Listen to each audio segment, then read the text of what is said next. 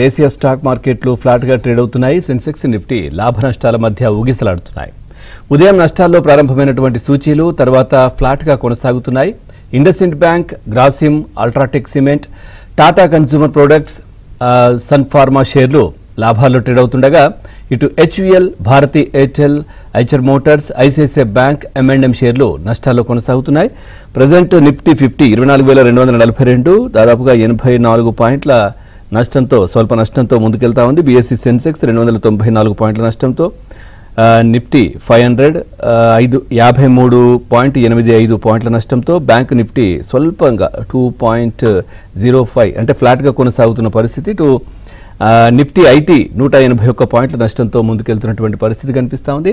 ఇక మీకు మార్కెట్కి సంబంధించి ఏదైనా డౌట్ ఉంటే స్క్రీన్ పైన కనిపిస్తున్నటువంటి నంబర్కి కాల్ చేయొచ్చు, లేదంటే కామెంట్ రూపంలో కూడా మీరు డౌట్ అక్కడ రాస్తే మనతో పాటు సీనియర్ బిజినెస్ అనలిస్ట్ శేషు గారు కూడా లైవ్లో సిద్ధంగా ఉన్నారు. వారిని అడిగి మీ సందేహాలు నివృత్తి చేసే ప్రయత్నం చేస్తాను. ముందుగా వారితో మాట్లాడదాం. సార్ నమస్కారం. శేషు గారు. నమస్కారం అండి. సార్, ఇంతకాలం లాభాల్లో కనిపించే మార్కెట్లు ప్రజెంట్ అయితే ప్రాఫిట్ బుక్ చేసుకుంటా ఉన్నారు ఇన్వెస్టర్లు. సో ఫ్లాట్గా ముందుకెళ్తా ఉంది. ఏంటి సార్ సడన్ గా? అంటే మనకి జస్ట్ ఒక కొన్ని రోజుల్లో అంటే తక్కువ టైంలో బాగా పెరగడం చూసాము. ఇండెక్స్ పరంగా బాగా పెరిగింది. ఈవెన్ స్టాక్స్ కూడా రీసెంట్ లోస్ నుంచి బాగా పెరగడం చూసాము. మరీ ముఖ్యంగా అంటే కొన్ని రోజుల క్రితం మనకి నిఫ్టీ 22,000 బ్రేక్ అయింది.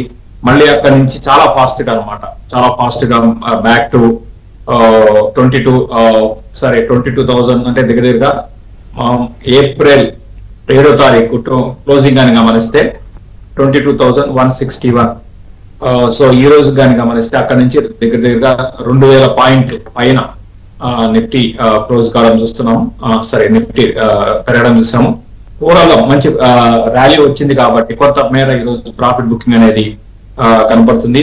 ఓవరాల్ గా మార్కెట్స్ ఈ విధంగా ముందుకు రావడానికి ప్రధానంగా నిఫ్టీని ముందుకు తీసుకెళ్లడంలో బ్యాంక్స్ బాగా ప్రధాన భూమిక చెప్పొచ్చు. అటు HDFC బ్యాంక్ కావచ్చు, కోటక్ బ్యాంక్ కావచ్చు, ఇవన్నీ కూడా రీసెంట్ గా బాగా మనకి పెరగడం చూసాము. సో ఓవరాల్ ఇంకా చెప్పాలి అంటే బ్యాంక్స్ నిఫ్టీని ముందుకు తీసుకువెళ్ళాయని చెప్పొచ్చు.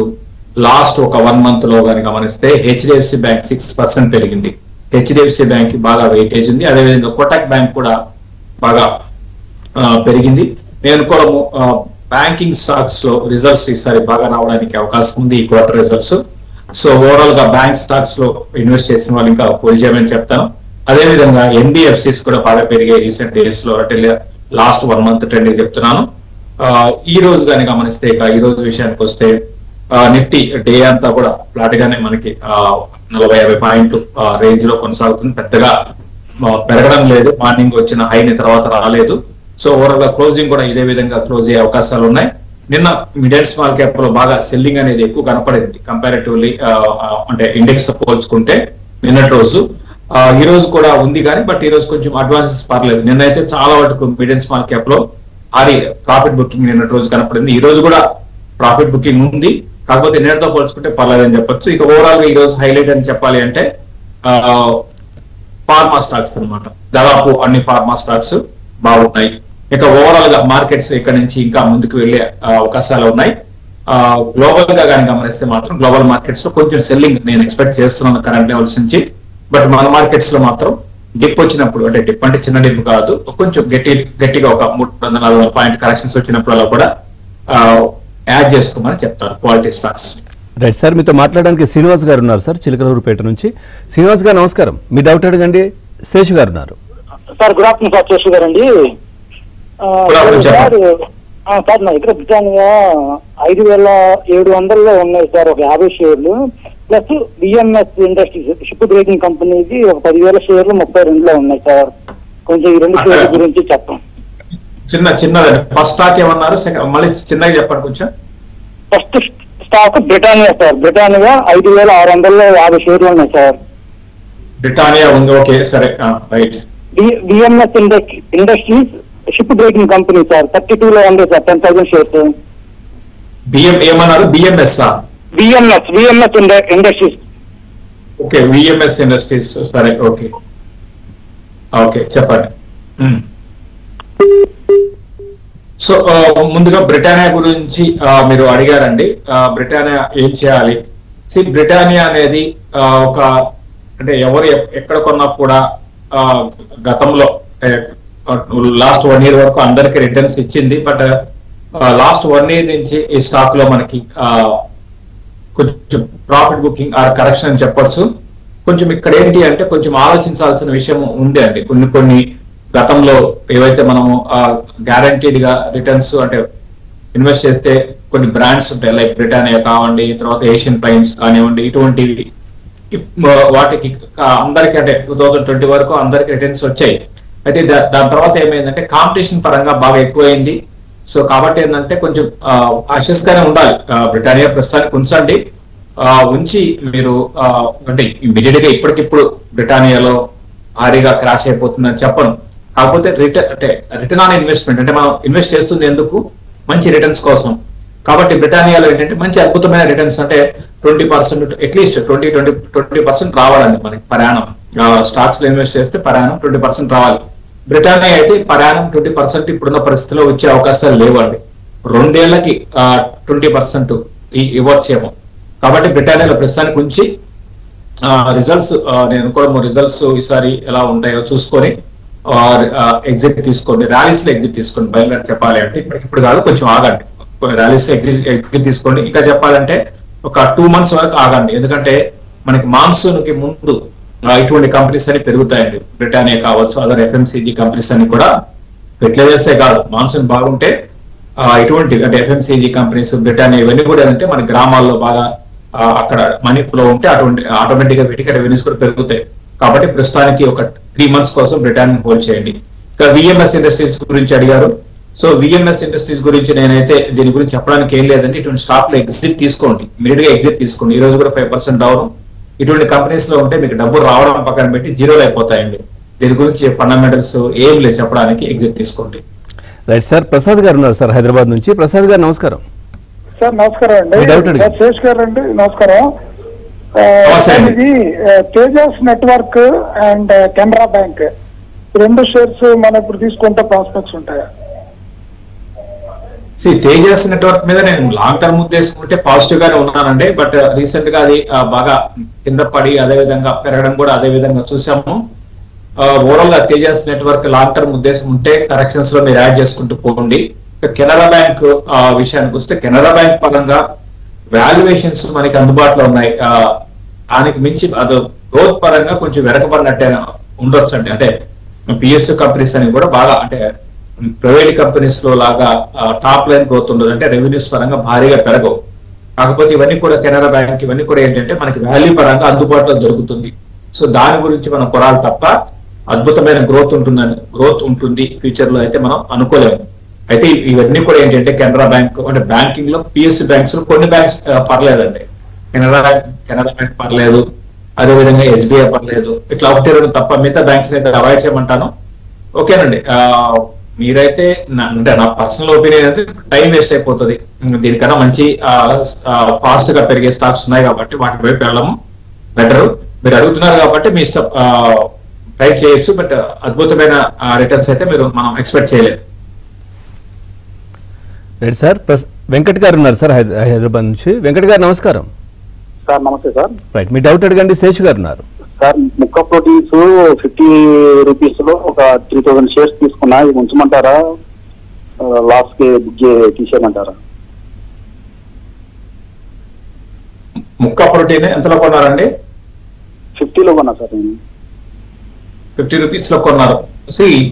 రీసెంట్ గా ఏంటంటే కూడా చాలా మంది ఏంటంటే ఈ 100 రూపాయల స్టాక్ లో అంటే బాగా వాళ్ళకి 100 రూపాయల స్టాక్ అనేది 100 రూపాయల లోపల ఉన్న స్టాక్స్ బాగా పెరిగిపోతాయి అని చూసుకుంటున్నారు తప్ప ఓవరాల్ గా వాళ్ళు అసలు ఏంటి, కంపెనీ ఏంటి, అసలు ఏం చేస్తారు అంటే బిజినెస్ ఏంటి, వాళ్ళ కంపెనీ భవిష్యత్తు ఎలా ఉంటుంది, ఆ సెక్టర్ ఇటువంటి ఏం ఆలోచించాలండి. ఓకే, ముక్క ప్రోటీన్ విషయానికి వస్తే ఫిష్ ప్రోటీన్ ప్రొడక్ట్స్ సప్లై అన్నమాట. తర్వాత ఫిష్ మీల్ కానివ్వండి, ఫిష్ ఆయిల్, ఇటువంటి వాటిలో ఉన్నారు.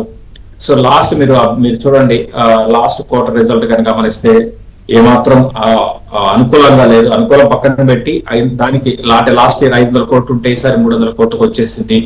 అదేవిధంగా సెప్టెంబర్ క్వార్టర్ కూడా క్వార్టర్ రిజల్ట్స్ బాగాలేదు. మధ్యలో మార్చి ఒకటి బాగున్నాయి. సో ఇటువంటి స్టాక్స్ అన్ని కూడా ఇవన్నీ గ్యారంటీడ్ కాదండి. అంటే గ్యారంటీ అంటే కోర్స్ స్టాక్ మార్కెట్ ఇన్వెస్ట్మెంట్ అనేది మనం జాగ్రత్తగా చేసుకోవాలి. అంటే తెలివిగా ముందుగా రీసెర్చ్ చేసి స్టడీ చేసి మాత్రమే ఇన్వెస్ట్ చేయాలి. అట్లా కాకుండా ఎలా పడితే అలా చేస్తే ఎలానే ఉంటుంది. బెటర్ ఏంటంటే ఎగ్జిట్ తీసుకోండి, ర్యాలీస్ లో ఎగ్జిట్ తీసుకోండి.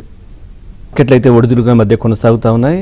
మనతో పాటు బిజినెస్ అనలిస్ట్ శేషు గారు ఉన్నారు. సార్ మీతో మాట్లాడడానికి రవి గారు ఉన్నారు సార్ వరంగల్ నుంచి. రవి గారు నమస్కారం. నమస్తే సార్. మీ డౌట్ అడగండి. శేషు గారు ఉన్నారు. శేషు గారు నమస్కారం అండి. ఇప్పుడు నాట్కో ఫార్మా ఒకటి, ఫార్మాలో తర్వాత కళ్యాణ్ జ్యువెలర్స్, ఇది ఎట్లా బై చేయొచ్చు అండి లాంగ్ టర్మ్, దాని 1 or 2 years కోసం? నాట్కో ఫార్మా అయితే మీరు ట్రై చేయొచ్చు. కళ్యాణ్ జ్యువెలర్స్ విషయానికి వస్తే అంటే కొంచెం దీంట్లో అంటే లాస్ట్ ఒక గత 8 నెలలుగా ఒక బాగా హైలీ స్పెక్యులేషన్, తర్వాత అటు బ్రోకింగ్ కంపెనీస్ నుంచి సపోర్ట్, ఇవన్నీ చూస్తే కొంచెం జాగ్రత్త పడాలి అట్లా అనిపిస్తుంది నాకు. ఇక బిజినెస్ పరంగా చూసుకుంటే ఒక టైంలో ఏంటంటే కళ్యాణ్ జ్యువెలర్స్ అంటే వాళ్ళు ఓన్ గా స్టోర్స్ ఉండేది. తర్వాత ఫ్రాంచైజింగ్ మోడల్ అన్నమాట బిజినెస్ పరంగా. అయితే మార్జిన్స్ తగ్గుతున్నాయి. అంటే రీసెంట్ గా మీరు చూస్తే మార్జిన్ ప్రెషర్ అయితే ఉంది. రెవెన్యూస్ పరంగా పెద్దగా మనకి తగ్గుదల లేదు, కానీ మార్జిన్స్ మాత్రం బాగా తగ్గుతున్నాయి అనమాట. అది కన్సర్న్. కాబట్టి అంటే ఓవరాల్ గా ఈ జ్యువెలరీ రిలేటెడ్ దాని మీద నేను పాజిటివ్ గా ఉన్నాను. కళ్యాణాన్ని కాదు, అంటే మిగతా కంపెనీస్ చాలా ఉన్నాయన్నమాట. సో పాజిటివ్ గా ఉన్నాను. ఫ్యూచర్ కూడా బాగానే ఉంటుందండి. ఇండియాలో ఫ్యూచర్ లో ఏంటి అంటే బ్రాండెడ్ జ్యువెలరీకి మంచి భవిష్యత్తు ఉండే అవకాశాలు ఉంటాయి. బ్రాండెడ్ జ్యువెలరీ అంటే లైక్ టైటానో కావచ్చు, అదర్ పీసీ జ్యువెలరీ, అంటే కొనమని కాదు, అంటే ఈ బ్రాండెడ్ వాటికి సెంకో గోల్డ్ కావచ్చు, ఇట్లా జ్యువెలరీకి బాగుంటుంది. దానికి తోడు గోల్డ్ పెరుగుతుంది. మీకు అబ్జర్వ్ చేస్తే గోల్డ్ ఇప్పుడు మనం చూస్తున్నాం మీడియాలో అంతా కూడా గోల్డ్ గురించి చర్చలు అనమాట. 1 లక్ష దాటేది ఇంకా ఎక్కడ వెళ్తుంది అని. సో అవన్నీ కూడా ఏంటంటే వీటికి పాజిటివ్ అండి. ఈ జ్యువెలరీ కంపెనీస్ కి గోల్డ్ పెరుగుతూ ఉంటే పాజిటివ్ అవసరం అనమాట. ఇంకా ఇన్వెంటరీస్ బాగా ఉన్న వాటికి, అంటే ఒక 1 year బ్యాక్ బాగా గోల్డ్ కొన్న ఏదైతే కంపెనీస్ ఉంటాయో, నేరుగా ఈ మధ్య కాలంలో ఎక్కువగా ఇన్వెంటరీస్ మెయింటైన్ చేస్తున్న కంపెనీస్ ఉంటాయో వాటికి మార్జిన్స్ బాగా పెరుగుతాయి అనమాట. ఫర్ ఎగ్జాంపుల్ 80,000 కొన్నారనుకోండి ఒక 5 నెలల క్రితం 6 నెలల క్రితం, వాళ్ళకి ఇప్పుడు ₹1,00,000 గోల్డ్ పెరిగి, అంటే 20% ప్లస్ వీళ్ళు ఎంత కొంత ప్రాఫిట్ లో అమ్ముతారు. కాబట్టి ఇవన్నీ కలుపుకుంటే వాళ్ళకి మార్జిన్స్ పెరుగుతాయి అనమాట. సో ఇది ఒక పాజిటివ్ అంశం, గోల్డ్ ఈ విధంగా పెరగడం. అయితే ప్రతిసారి ఈ విధంగా పెరగదు, మళ్ళీ గోల్డ్ పడితే కూడా వీళ్ళకి నెగటివ్ అవుతుంది. బట్ ఏదైనప్పుడు కూడా కళ్యాణ్ జ్యువెలర్స్ కన్నా మీరు వేరే స్టాక్ లో ఉండడం బెటర్. అయితే దీంట్లో ఉంటే ఎగ్జిట్ కూడా ఇంపార్టెంట్. కళ్యాణ్ జ్యువెలర్స్ లో ఇంతకు ముందు చెప్పినట్టుగా స్పెక్యులేషన్ బాగుంది, ఎగ్జిట్ చాలా ఇంపార్టెంట్ తీసుకోవడం అనేది. Right sir. సతీష్ గారు ఉన్నారు కాలర్. సతీష్ గారు నమస్కారం. నమస్తే అండి. మీ డౌట్ అడగండి. శేషు గారు ఉన్నారు. సార్ నా దగ్గర ఈప్యాక్ డ్యూరబుల్స్ ఒకటి, మోర్ పెన్ ల్యాబ్స్ 20% లాస్ట్ లో ఉన్నాను. హోల్డ్ చేయమంటారా, ఎగ్జిట్ అవ్వమంటారా? మోర్ పెన్ ల్యాబ్స్ అయితే ఉంచండి. More pen labs long term ఉద్దేశం ఉంటే ప్రస్తుతానికి ఉంచండి. ఈ రోజు కూడా బాగా పెరిగింది, రీసెంట్ గా లోస్ నుంచి కూడా బాగా పెరిగింది. అటు కంపెనీ మేనేజ్మెంట్ కూడా కొంచెం అగ్రెసివ్ గా ఇక్కడ నుంచి వాళ్ళ చెప్పే మాటలు మనం చూస్తుంటే వాళ్ళ ఇంటర్వ్యూస్ కానీ గమనిస్తే అగ్రెసివ్ గానే ఉన్నారు. సో లాంగ్ టర్మ్ ఉద్దేశం ఉంటే మోర్ పెన్ కంటిన్యూ చేసుకోండి. ఈప్యాక్ డ్యూరబుల్ విషయానికి వస్తే ఇది ఓడిఎం లో, అంటే ఫర్ ఎగ్జాంపుల్ ఇటువంటి కంపెనీస్ అంటే ఏసీస్ మన ఇండియాలో ఏసీ కంపెనీస్ కి వీళ్ళు తయారు చేసి ఇస్తుంటారు. ఇటువంటి మనకి ఆల్రెడీ ఉన్నాయి, అంబర్ ఎంటర్ప్రైజెస్ కానివ్వండి, ఇటువంటివి అనమాట. ఫ్యూచర్ అయితే బాగుంటుంది. ప్రస్తుతానికి ఈ స్టాక్ రీసెంట్ గా కొంచెం కరెక్షన్ చూసాం. ప్లస్ ఏమైందంటే ఈసారి కొంత అంటే సమ్మర్ అంటే ఈ మధ్య కాలంలో లాస్ట్ ఒక 1 month గా కొంత సేల్స్ ఇంతకు ముందు అనుకున్నంతగా సేల్స్ లేవు ఏసీలకి. ఏమైందంటే కొంచెం కూల్ కండిషన్స్, అంటే వెదర్ కండిషన్స్, అంటే మళ్ళీ ఇప్పుడు లాస్ట్ 2 days కొంచెం వెదర్ బాగా హాట్ గా ఉందనుకోండి. బట్ లాస్ట్ ఒక 1 month లోపల మనం చూస్తే మధ్య మధ్యలో వర్షాలు రావడము ఇట్లా చూస్తున్నాం, కొంచెం సేల్స్ తగ్గాయి అనమాట. బట్ ఏదైనప్పుడు కూడా ఈప్యాక్ డ్యూరబుల్ అనేది లాంగ్ టర్మ్ ఉద్దేశం ఉంటే కంటిన్యూ చేసుకోండి. లాస్ లో ఉన్నట్టు కంటిన్యూ చేసుకోండి. ఇంకా ఫర్దర్ గా యాడ్ చేయాలంటే కరెక్షన్స్ లో యాడ్ చేసుకోండి. Right sir. చాలా కామెంట్స్ కూడా ఉన్నాయి. మోహన్ కుమార్ రాజు గారు అడుగుతున్నారు, నాట్కో ఫార్మసీ ఇందాక మీరు చెప్పారు, ఎన్సీసీ అట్లాగే Patel engineering set current level price లో తీసుకోవచ్చా అని అడుగుతున్నారు. ఈ రెండు పటేల్ ఇంజనీరింగ్ అగైన్ మళ్ళీ పటేల్ ఇంజనీరింగ్ మళ్ళీ పెరగచ్చేమో అండి. పటేల్ ఇంజనీరింగ్ నుంచి కొంచెం పెరగచ్చు, బాగా పడినప్పుడు ఆబ్వియస్ గా పెరుగుతుందండి. దీనికన్నా ఇన్ఫ్రాలో బాగా మంచి కంపెనీస్ ఇది కూడా ఓకే. అంటే నాట్ బ్యాడ్, అంటే మరీ అంత తీసి పారేసే కంపెనీ కాదు. అంటే మీరు అడిగిన ఉద్దేశం ఏంటి అంటే 40 రూపాయలు అగైన్ 40 రూపీస్ ఉంది కదా, అట్లా కాదండి. మనం ఏంటి ఇన్ఫ్రాలో ఉన్నారు, దీని ఆర్డర్ బుక్ ఎంత, దీని డెట్ ఎంత ఉంది, ఇంతకుముందు గతంలో ఎలా ఉంది, ఇప్పుడు ఎలా ఉంది, ఇటువంటి విషయాలు చూడాలి మీరు. బట్ పటేల్ ఇంజనీరింగ్ కన్నా మీరు ఇన్ఫ్రాలో హెచ్జి ఇన్ఫ్రా కానీ ఇటువంటి వాటికి వెళ్ళండి. ఇంకోటి ఎన్సిసి సార్ ఏమన్నారు, ఎన్సిసి ఎన్సిసి విషయానికి వస్తే ఎన్సిసి ఇది కొంచెం 50% ఏమో కన్స్ట్రక్షన్ లో ఉంది, 50% ఏమో ఇన్ఫ్రాలో ఉంది. ఎక్కువగా స్టేట్ గవర్నమెంట్ చేసేది అనమాట. ఇప్పుడు అనుకున్న హెచ్జి ఇన్ఫ్రా కానివ్వండి, జిఆర్ ఇన్ఫ్రా, లేకపోతే పటేల్ ఇంజనీరింగ్, ఇవి ఏంటంటే సెంట్రల్ గవర్నమెంట్ ఎక్కువ ఆర్డర్లు అంటే వాటికి వస్తుంటాయి అనమాట. ఇది ఏంటంటే స్టేట్ గవర్నమెంట్, మరి ముఖ్యంగా మన తెలుగు స్టేట్స్ లో ఎక్కువగా వీళ్ళకి ప్రెసెన్స్ ఉంది. ఎన్సిసి పరంగా మీరు లాంగ్ టర్మ్ ఉద్దేశం ఉంటే ఉంచండి. రీసెంట్ కూడా వీళ్ళకి కొన్ని ప్రాజెక్ట్స్, పెద్ద ప్రాజెక్ట్స్ మనకి ఆంధ్రప్రదేశ్ గవర్నమెంట్ నుంచి రావడం చూస్తున్నాము. ఎన్సిసిని మీరు కంటిన్యూ చేసుకోండి, ఆ కొనాలనుకుంటే కొనొచ్చు.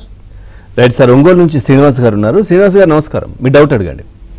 సార్ శేషు సార్ గారికి నేను వీరాభిమాని సార్. అడగండి, మీ డౌట్ అడగండి.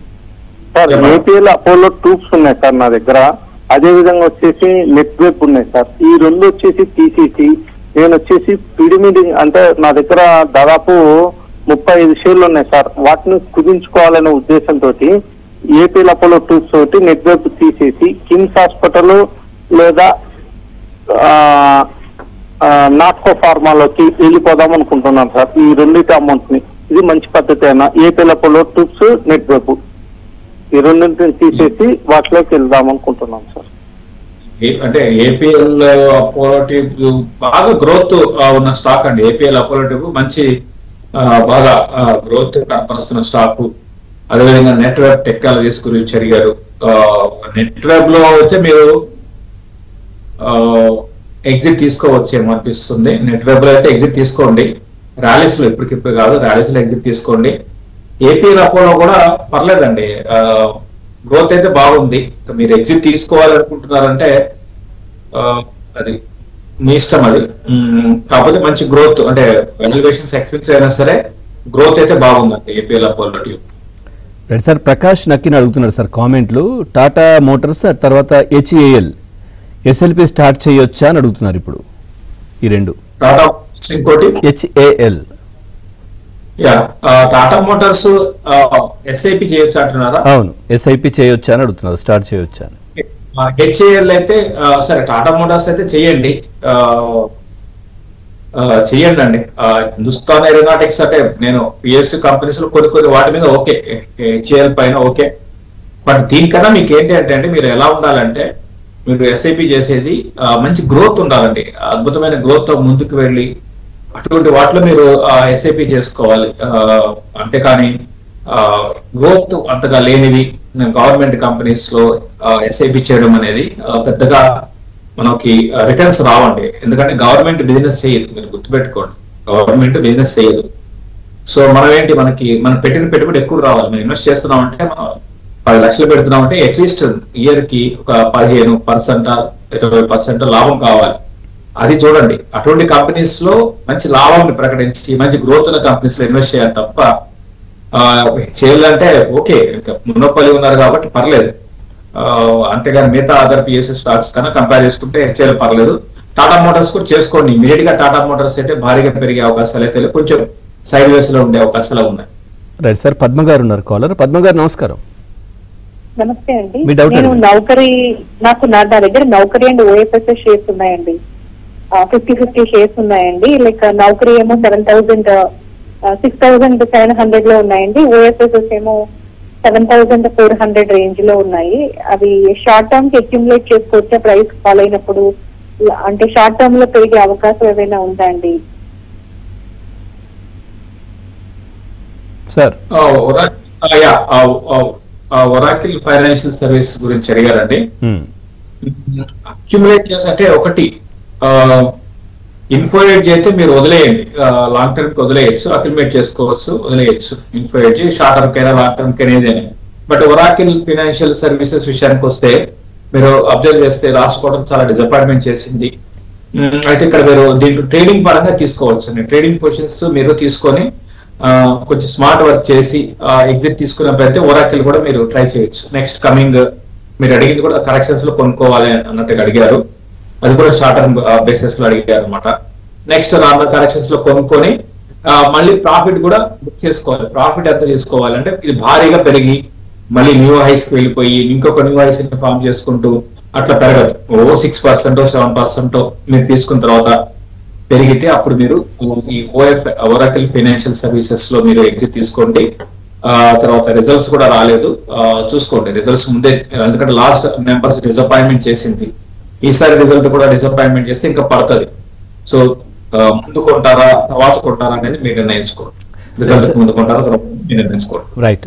అనుదీప్ గారు అడుగుతున్నారు సార్, గొట్టిపాటి అనుదీప్, హిండ్ కాపర్ 333లో హోల్డ్ చేస్తున్నారంట, ఇది లాంగ్ టర్మ్ కోసం కరెక్టేనా అని అడుగుతున్నారు. హింద్ కాపర్ 333లో మీరు వద్దండి, నేనైతే వద్దని చెప్తాను. ఇప్పుడైనా మీరు చూస్తున్నారు స్టాక్ పడుతూనే ఉంది, మధ్యలో రీసెంట్ గా కొంచెం పెరిగింది, మళ్ళీ మీరు రేట్ రావాలంటే 300 రూపాయలు ఇప్పట్లో వచ్చే అవకాశం లేదు. దీనికన్నా మీరు వేరే స్టాక్ వెళ్ళిపోవడం బెటర్. ర్యాలీస్ లో కొంచెం పెరిగినప్పుడు కూడా అమ్మేసుకోండి. రైట్, థ్యాంక్ యూ శేష్ గారు, మార్కెట్కి సంబంధించి చాలా చక్కటి విశ్లేషణ అందించారు. Thank you very much. ఇది వాళ్ళ ఏబిఎన్ బిజినెస్ న్యూస్.